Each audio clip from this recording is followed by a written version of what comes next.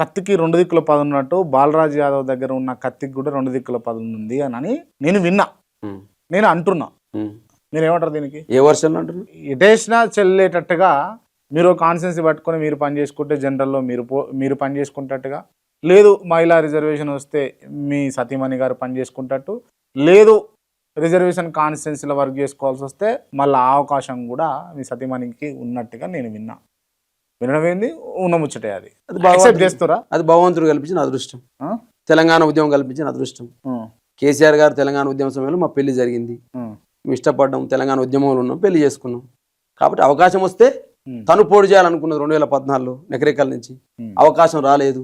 కేసీఆర్ గారు నాకు నాగార్జున సాగర్ నుంచి అవకాశం ఇచ్చాడు. అన్ఫార్చునేట్ అది మిస్ అయింది. కాబట్టి డెఫినెట్గా రేపు మహిళా రిజర్వేషన్లు వచ్చి ఒకవేళ రిజర్వేషన్లో అవకాశం దొరికితే ఆమె పోటీ చేస్తుంది.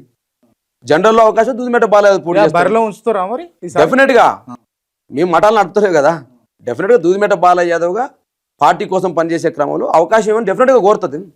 డెఫినెట్గా ఈ మధ్య కాలంలో చూస్తూ ఉన్నాం కదా, డీలిమిటేషన్ అని చెప్పేసి, రిజర్వేషన్లు మార్పు అని చెప్పేసి, యువరక్తానికి అవకాశాలు అని చెప్పేసి అనేక సందర్భాలు చూస్తా ఉన్నాం కదా. డెఫినెట్గా కష్టపడుతున్నాం కాబట్టి అవకాశం దొరుకుతుందని భావిస్తాను. డెఫినెట్గా దూదిమెట్ట బాలయ్య యాదవ్ కత్తికి 2 వైపులా పదునుంది. 100% యాక్సెప్ట్ చేస్తున్నా. డెఫినెట్గా ఏ పదునైనా ఏ కత్తి ఎటువైపు అయినా వాడచ్చు. అవకాశం ఇస్తే డెఫినెట్గా వాడుకుంటాం, డెఫినెట్గా వాడతాం. అది ప్రజా సంక్షేమం కోసం, డెఫినెట్గా ఈ దూదిమెట్ట బాలయ్య అనే కత్తికి 2 వైపులా పదునుంది. పార్టీ ఎట్లా ఉపయోగించుకుంటే అట్లా నేను ఉపయోగపడతాను.